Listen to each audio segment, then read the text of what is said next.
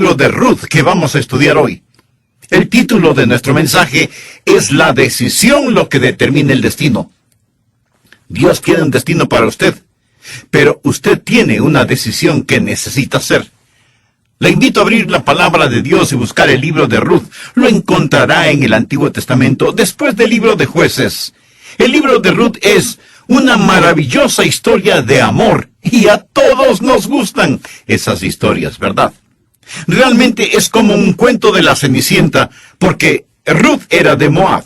Ella no pertenecía a la alta sociedad, pero se casó con el soltero más codiciado de Belén, cuyo nombre era Boaz.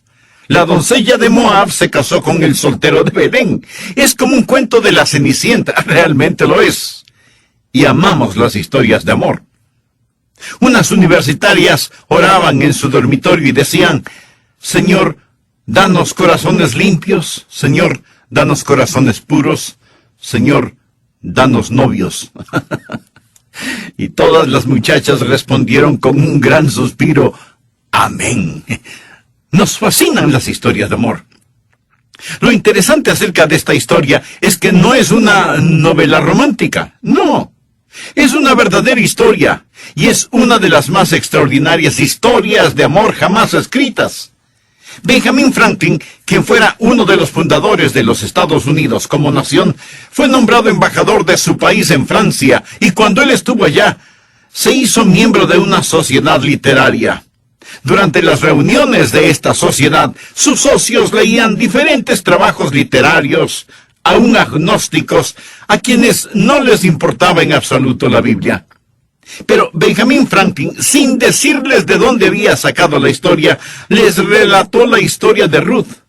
Cuando terminó, le dijeron: Dr. Franklin, esa es la más hermosa historia de amor que hemos escuchado. Quisiera darnos permiso para que la imprimamos y la demos a conocer al mundo. Benjamin Franklin rió de muy buena gana y les dijo: Caballeros, esta historia ya está impresa y ya se la ha dado a conocer al mundo. La pueden encontrar en ese libro que ustedes desprecian, la Biblia. ¡Qué estupenda es esta historia! Y es el único libro de la Biblia que describe la vida de una mujer llamada Ruth. Y es una historia valiosa porque nos habla de redención. Ruth es, en el Antiguo Testamento, un retrato de la iglesia del Señor Jesucristo. Y el hombre con el cual se casó, Boaz, es el retrato de Cristo, nuestro Redentor. Y yo espero que usted sea muy bendecido al estudiar juntos esta historia. Nosotros somos la suma total de nuestras decisiones.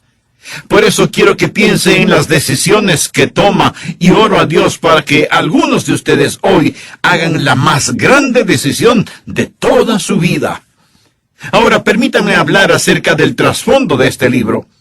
Fue escrito en tiempos difíciles, en días tenebrosos. Fue escrito en el tiempo de los jueces. Aunque tiene la Biblia abierta en el libro de Ruth, retroceda al libro de Jueces. Y observe el último versículo en el libro de Jueces, que dice: En estos días no había rey en Israel, cada uno hacía lo que bien le parecía.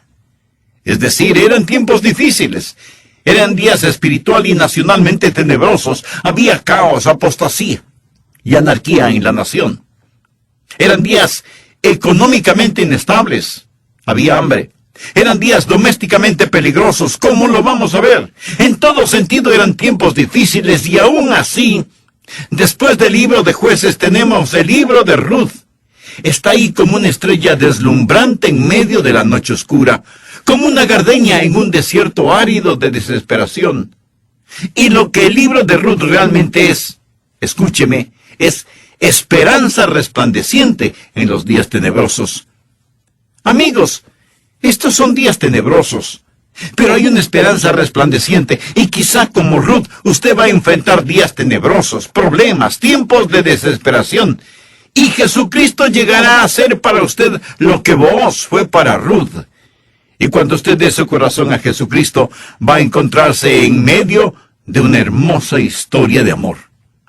Vamos a ver tres cosas en este capítulo. En primer lugar, el principio de la libertad de escoger.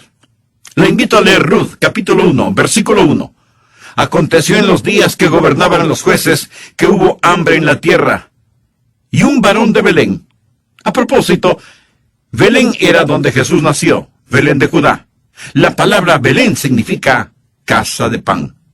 Un varón de Belén de Judá fue a morar en los campos de Moab, él y su mujer, y 2 hijos suyos. El nombre de aquel varón era Elimelech, y el de su mujer Noemí. Y los nombres de sus hijos eran Malón y Kelión, efrateos de Belén de Judá. Llegaron, pues, a los campos de Moab y se quedaron allí. Ahora, los moabitas, como vamos a ver, eran los archienemigos de Israel. Ellos eran una raza obscena, pagana, y Moab era un lugar obsceno y pagano. Y aquí estaba un hombre de la nación de Israel. Y como había hambre en el país, tomó una decisión y le dice a su familia: Malón, Kelión, Noemí, vengan. ¿A dónde vamos, papá? Bueno, parece que va a haber hambre aquí. Nosotros nos iremos a Moab. Se fueron a ese país maldito. Él tomó una decisión y fue una mala decisión. Fue una decisión que marcó su vida con tragedia, pero él tomó esa decisión. Permítame decir algo acerca de las decisiones, porque todo el capítulo aquí, en mi estimación, se basa en las decisiones. Y recuerda el título del mensaje: es la decisión lo que determina el destino. Somos libres de escoger. Eso es lo que no nos hace máquinas, sino personas. Eso es lo que nos hace moralmente responsables. Por favor, anote al margen de Deuteronomio capítulo 30, versículo 19. A los cielos y a la tierra llamo por testigos hoy contra vosotros, que os he puesto delante la vida y la muerte, la bendición y la maldición. Escoge pues la vida para que vivas tú y tu descendencia. Le ruego que me preste atención. Hoy Dios pone ante nosotros la misma opción, la vida o la muerte, la bendición o la maldición, y somos libres de escoger. Y Dios dice: escoge la vida. Usted es libre de escoger. ¿Lo comprende? Usted no es una máquina. No es una víctima del destino. Vote su horóscopo. Usted es libre de escoger. Pero ahora escúcheme. Usted no es libre para no escoger. Usted no puede decir: yo no escogeré entre la vida y la muerte. Negarse a la vida es escoger la muerte. Usted no es libre para no escoger. Al final de este mensaje le daré la oportunidad de tomar la decisión de entregarse a Cristo si no es un creyente. Usted tomará una decisión. Si dice: no voy a tomar una decisión hoy. Oh, sí lo hará. Si decide no dar su corazón a Jesús, esa es una decisión. Usted decidió no hacerlo. Verá, rechazar a Cristo es escoger no tener a Cristo.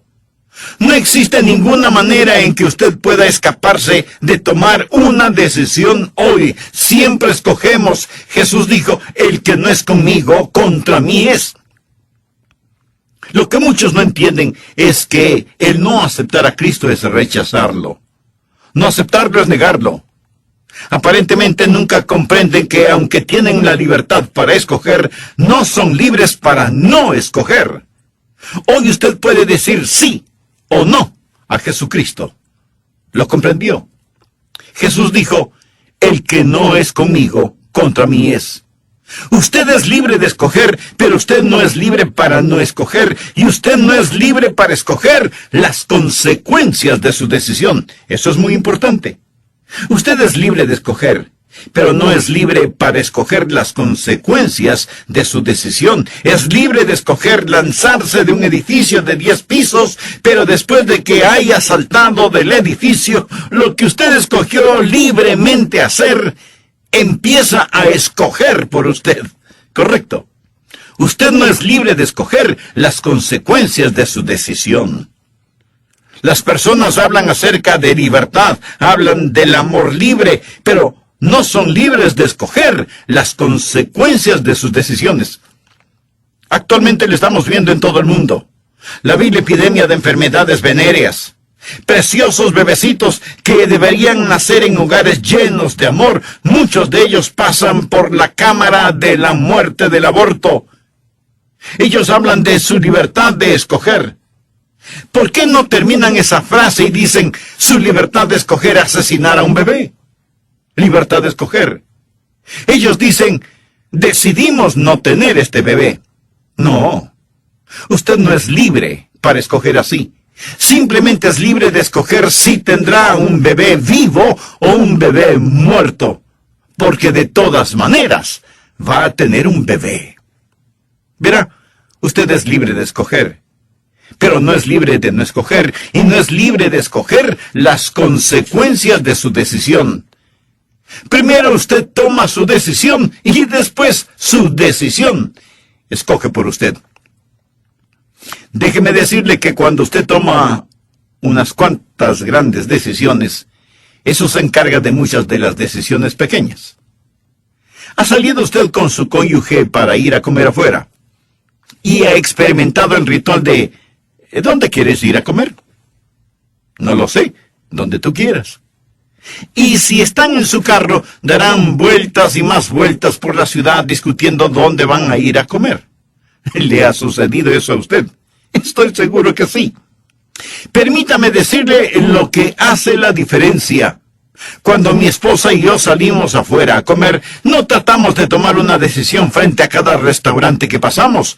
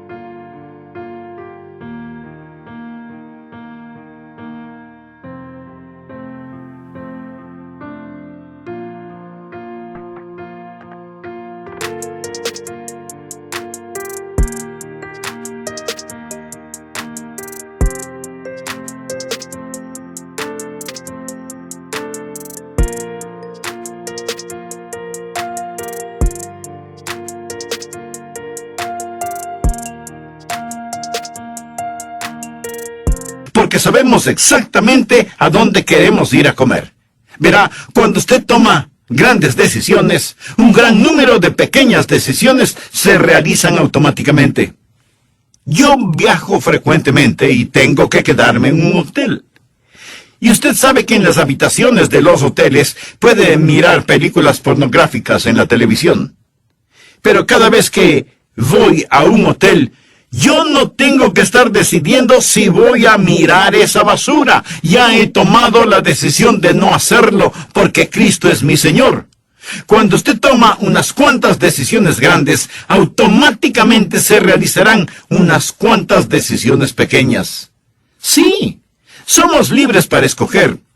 Pero no somos libres para escoger las consecuencias de nuestras decisiones. Y si hacemos grandes decisiones que automáticamente se encargan de las decisiones pequeñas, entonces la mayor decisión que usted deberá hacer es el confesar que Jesucristo es el Señor.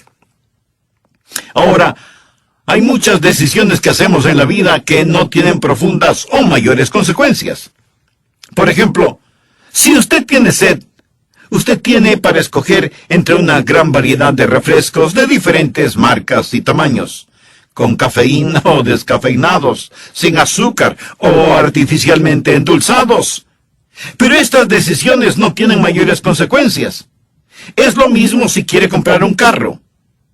¿Sabía que en promedio hay 752 modelos de carros para escoger en infinidad de colores y con toda clase de accesorios?